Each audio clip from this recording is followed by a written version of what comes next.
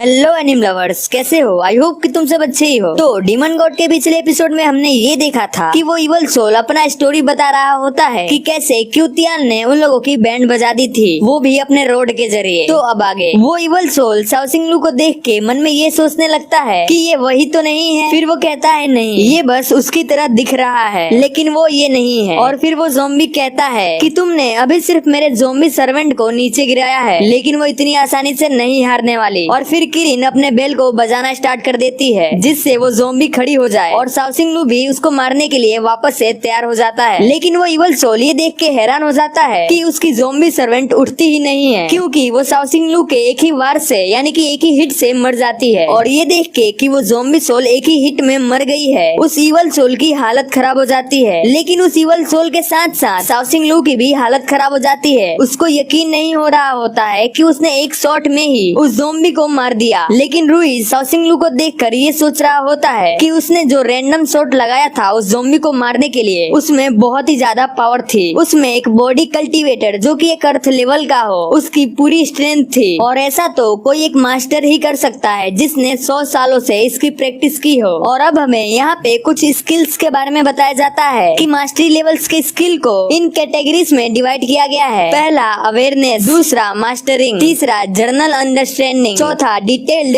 Learning, पांचवा fully engaged. और मैं अभी मास्टरिंग के एंड पीरियड पे हूँ। और ज्यादातर मिस्ट्री और अर्थ टायर के लोग अभी भी जर्नल अंडरस्टैंडिंग के आसपास हैं, और सिर्फ कुछ ही ऐसे हैं जो कि डिटेल लर्निंग पे पहुँच पाए हैं। और सिर्फ डीमन किंग, गॉड्स और कुछ हेवन के टायर ही फुल्ली एंगेज्ड स्तर पे पहुँच पाए हैं। और इसमें कोई शक नहीं है कि मेरे डीन ये चाहते थे कि मैं डीमन किंग के सोल्स की जासूसी करूँ, और अगर वो एक इवल निकला तो मैं डीमन किंग के सोल्स को गुप्त तरीके से पकड़ लूंगा। और ये फाइट करने के लिए अपने रोड का इस्तेमाल कर रहा है, जिसके अंदर बहुत कमाल की पावर है। तो मैं ऐसे स्ट्रॉन्ग ईबोर्न सोल को जाने नहीं दे सकता अगर वो एक इवल सोल होता है तो। और मैंने ये देखा है कि साउसिंगलू फाइट के दौरान किस प्रकार का आदमी है। फिर किरिन के अंदर का इवल सोल कहता है कि मुझे कोई फर्क नहीं पड़ता कि तुमने मेरे सर्वेंट को मार दिया हो, लेकिन क्या तुम में हिम्मत है कि तुम मुझे मार सको? और तुम ये मत भूलना कि अगर तुमने मुझे मार दिया तो ये लड़की भी मर जाएगी। तो उस इवल सोल की बातें सुनने के बाद साउसिंगलू कहता है कि किरिन, मुझे पता है कि तुम मुझे सुन सकती हो, चलो मुझसे बातें करो। तो वो इवल सोल हंसते हुए कहता है कि क्या तुम पागल हो गए हो? ये तो अब फुल्ली मेरे कंट्रोल में है। लेकिन अचानक से वो इवल सोल कहता है कि इस लड़की के साथ आखिर क्या हो रहा है, मैं अपना कंट्रोल खो रहा हूँ। लेकिन अचानक से वो इवल सोल किरिन के ऊपर से अपना कंट्रोल खोने लगता है। और फिर किरिन कहती है कि मुझे उससे बात करनी है। और उसके बाद किरिन साउसिंगलू से कहती है कि जल्दी कहो तुम्हें क्या कहना है, क्योंकि जल्दी ही मैं अपने आप से अपना कंट्रोल खो दूंगी। फिर साउसिंगलू कहता है कि मुझे तुम्हारे इमोशंस के बारे में पता है कि आखिर तुम्हारी मदर के साथ क्या हुआ था, इसीलिए तुम ये गलत चीज कर रही हो। और मैं तुम्हारा एक फ्रेंड होने के नाते तुम्हें एक एडवाइस देना चाहता हूँ कि मैं तुम्हें ये स्पिरिट वेपन जो कि मिस्ट्री टायर लेवल का है, एक गिफ्ट के रूप में दूंगा। और साउसिंगलू की ये हरकत देख के सभी लोग बहुत ज्यादा चौंक जाते हैं। लेकिन किरिन वापस से सीरियस मोड में आ जाती है और कहती है कि नहीं, मुझे ये बेकार चीज नहीं चाहिए। तुम मेरी प्रॉब्लम्स को नहीं समझ सकते, क्योंकि तुम तो खुद ही एक अनाथ हो, और तुम्हें क्या पता चलेगा कि एक पेरेंट्स के चले जाने का दर्द क्या होता है। और किरिन ये बोलते हुए रोने लगती है कि तुम आखिर कैसे समझ सकते हो कि ये कितना पेनफुल होता है। तो साउसिंगलू कहता है कि मैं समझ सकता हूँ तुम्हारे पेन को भी, और आखिर तुम्हारे पेरेंट्स के साथ क्या हुआ। और फिर साउसिंगलू उस ग्रीन प्लेट को आगे करते हुए कहता है कि मैं दूसरों से अच्छे तरीके से समझ सकता हूँ। और अब किरिन उस ग्रीन प्लेट को देख के बहुत ज्यादा चौंक जाती है। तो अब ये तुम्हारे पास आ ही गया है तो तुमको तो पता ही होगा कि हेड स्कूल ने और